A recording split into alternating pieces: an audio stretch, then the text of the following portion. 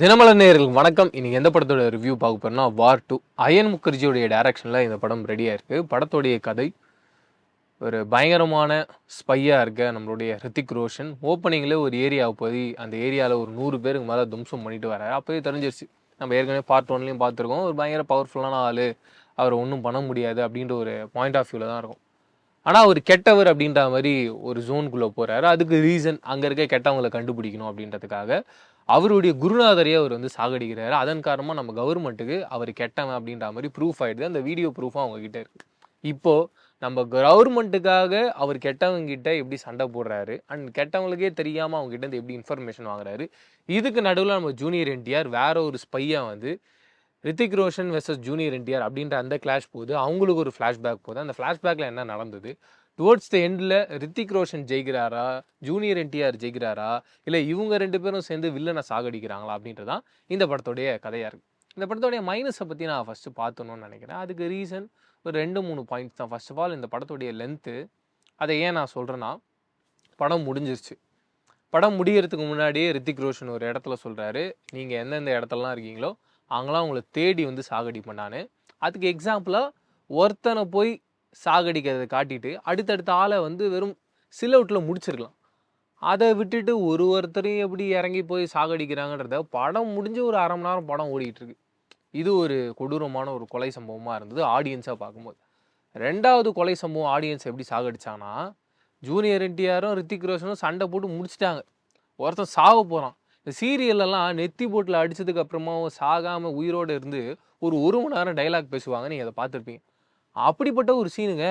அதில் என்ன ஒரு காமெடினா, படம் இந்த சீன் வரதுக்கு முன்னாடி வரைக்கும் நீ பெரியாளா நான் பெரியாளா, நீ நம்பர் ஒன்னா நான் நம்பர் ஒன்னா அப்படின்ற மாதிரி போயிட்டு இருந்துச்சு. அந்த சீன் வந்ததுக்கு அப்புறமா நான் உன்னை புகழ நீ என்ன புகழன்னு ஒரே புகழ்ச்சி மழையாக இருக்குது. இப்போது ஒரு சில பேர்லாம் பயங்கரமான கெட்டவங்களாக இருப்பாங்க, அவங்க பெரிய பொலிட்டீஷியனாக இருப்பாங்க. அவங்க சாகிறதுக்கு முன்னாடி வரைக்கும் நம்ம பயங்கரமாக திட்டோம்.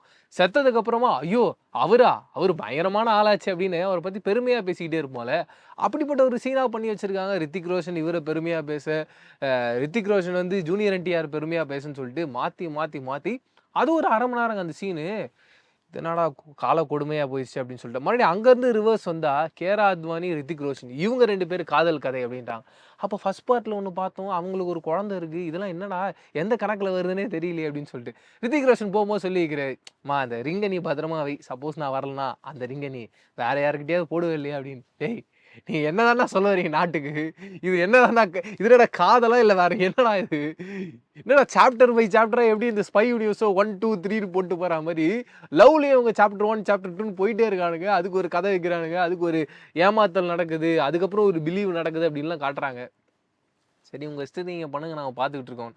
இதெல்லாம் விட ஷாக்கிங்காக ஒன்று பண்ணானுங்க. என்னன்னா, ஓப்பனிங்கில் ஒரு ஓனாய் வரா மாதிரி ஒரு சீனுங்க. அதெல்லாம் குபீர் சிரிப்பு. படம் ஓப்பனிங்லேயே வந்து சிரிச்சிட்டேனா, அது என்ன என்ன பண்ணி வச்சுட்டு இருக்கீங்க? யார் உங்களுக்கெல்லாம் இதெல்லாம் இந்த சீனெல்லாம் சொல்கிறது? எப்படி நீங்கள் எதை பார்த்து இன்ஸ்பயர் ஆகிறீங்களே புரியலையே. ஃபஸ்ட்டு அவங்கள அழிக்கணும், அவங்கள அழிச்சா நீங்கள் சரியாயிடுங்கன்ற ரேஞ்சில் ஆகிடுச்சு.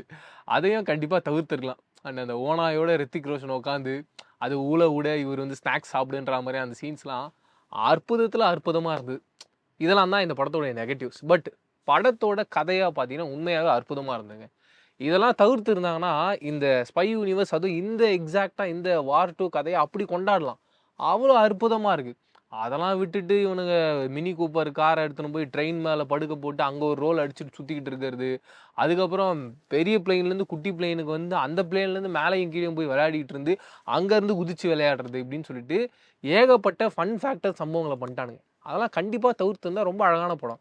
எதெல்லாம் ரொம்ப சூப்பராக இருந்ததுன்றதை சொல்கிறேன் பாருங்களேன். ஃபஸ்ட்டு விஷயம், ரித்திக் ரோஷன் அண்ட் ஜூனியர் என்டிஆர் இவங்களுடைய நட்பு, அவங்க நட்பு என்ன காரணத்துக்காக உருவாச்சு, அவங்களுடைய ஃப்ளாஷ்பேக் என்ன, அவங்க என்ன காரணத்துக்காக இப்படி ஒரு பாண்டிங்கில் இருக்காங்கன்னு ரொம்ப அழகாக ஒரு ஸ்டோரியை பண்ணியிருந்தாங்க. எப்பயும் ஒரு படம்னு வரும்போது அந்த ஃப்ளாஷ்பேக் ஸ்டோரியை நம்ம ரொம்ப கரெக்டாக பண்ணிட்டோம்னு வச்சுக்கோங்க, அந்த படத்துக்கே ஒரு பெரிய பலம் வந்துடும். அந்த படம் எமோஷனல் ஆடியன்ஸோட கனெக்ட் ஆகிடும். அப்படிப்பட்ட ஒரு கோரான ஒரு பயங்கர பவர்ஃபுல்லான எமோஷனை வச்சுக்கிட்டு இப்படிப்பட்ட கிரிஞ்சு மூமெண்ட்ஸ்லாம் பண்ணி அந்த நல்லா வர வேண்டிய படத்தை வேணும்னு சொதப்புற மாதிரி இருந்தது. கமர்ஷியலாக ஆடியன்ஸ் ஏதோ எதிர்பார்த்துக்கிட்டு இருக்கோம், எங்களுக்கு வந்து ஹாலிவுட் மாதிரி நீங்கள் பண்ணுங்கன்னு சொல்லிட்டு ஹாலிவுட்டில் ஸ்பூஃப் பண்ணால் எப்படி இருக்குமோ அப்படி ஒன்று பண்ணி வச்சிடுறாங்க. அதுதான் கஷ்டமாக இருக்குது. நீங்கள் ஹாலிவுட் மாதிரி பண்ணிங்கன்னா ரொம்ப சந்தோஷமாக இருக்கும். அதை விட்டுட்டு நீங்கள் ஸ்பூஃப் மாதிரி ஒன்று பண்ணி ஒரு நல்லா இருக்க கதையை ஏன் ஸ்பாயில் பண்ணுறீங்கன்றதான் என்னுடைய கேள்வி. ரெண்டாவது பாயிண்ட், ஒரு ஸ்பை த்ரில்லர் அப்படின்னு வரும்பொழுது எப்படி ஒரு ஸ்பை எந்த அளவுக்கு ஒரு எக்ஸ்ட்ரீம் போவோம், அவனுக்குள்ளே எப்படி ஒரு மாற்றம் ஏற்படும், அந்த ஆர்க் எப்படி எப்படிலாம் மாறும். அண்டு ரித்திக் ரோஷனாக இருக்கட்டும், ஜூனியர் என்டிஆர் ஆகட்டும், இவங்க 2 பேருக்குமே கேரக்டரைசேஷனில் வர ட்விஸ்ட்டு இதெல்லாம் அற்புதமாக இருந்துச்சு. நான் அவ்வளோ ரசித்து பார்த்துருந்தேன், நல்லா இருந்தேன். அண்ட் ஒரு இடத்துல பிரைம் மினிஸ்டரை சாகடிக்கணும் அப்படின்ற ஒரு சீன் இருக்கும். அந்த ஓவரால் சீன் ஸ்டேஜிங்கே ரொம்ப சூப்பராக இருந்தது. எப்படியாவது அந்த பிரைம் மினிஸ்டர் தப்பிச்சிடணும். ஒரு பாயிண்ட்ல நமக்கு தோணுது கண்டிப்பாக அவர் சாக மாட்டார் அப்படின்னு. இன்னொரு பாயிண்ட் கண்டிப்பாக தப்பிச்சிடணும் அப்படின்ற ஒரு மூட்லேயே இருந்தோம். அண்ட் நீங்கள் மிஷன் இம்பாசிபிளாக தொடர்ந்து பார்த்துட்டு இருந்தீங்கன்னா அதோட இதை கம்பேர் பண்ணக்கூடாது. நான் இல்லைன்னு சொல்லலை. இருந்தாலும் அதில் ஒரு ஃபேக்டர் இருக்கும். ஒரு எக்ஸ் அப்படின்ற ஒரு ஆள், அவர் யாருன்றதை இப்போ வரைக்கும் காமிச்சே இருக்க மாட்டாங்க. அப்படி ஒரு கண்டென்ட்டை இந்த வார் படத்துலையும் ரொம்ப அழகாக மெயின்டைன் பண்ணியிருந்தாங்க. இதெல்லாம் இந்த படத்தோடைய ஒரு பெரிய ப்ளஸ். இவ்வளோ அழகான ஒரு படத்தை வச்சுட்டு பெரியவங்களாம் சொல்லுவாங்க, நல்லா போயிட்டு இருந்ததுப்பா அந்த ஃபங்க்ஷனு, ஒரே ஒருத்தன் உள்ளே வந்தான் மொத்த ஃபங்க்ஷனையும் காலி பண்ணிட்டான். அப்படி ஒரே ஒருத்தன் கமர்ஷியல் அப்படின்ற ஒரு ஜோனில் எல்லாரும் சொல்லுவாங்க, ஒரு இண்டஸ்ட்ரியை சொல்லுவாங்க, இந்த இண்டஸ்ட்ரியில் கமர்ஷியல் அதிகமாக பண்ணுவாங்க, இந்த இண்டஸ்ட்ரியில் கமர்ஷியல் அதிகமாக பண்ணுவாங்க. எல்லாரையும் தோக்கடிச்சிட்டாங்க. வார் 2ல் வந்து மொத்தமாக அப்படி அப்படி உள்ளே போட்டு போயிட்டே இருந்தாங்க. கமல் சார் விக்ரமில் பண்ணுற மாதிரி அப்படின்னு முடிச்சு போயிட்டே இருந்தாங்க. அதை தவிர்த்து இருந்தால் இந்த படம் பயங்கரமான ஒரு படமாக வந்திருக்கும். கண்டிப்பாக ஒரு ஹாலிவுட் ஸ்டாண்டர்டில் இருக்க ஒரு படமாக வந்திருக்கும்.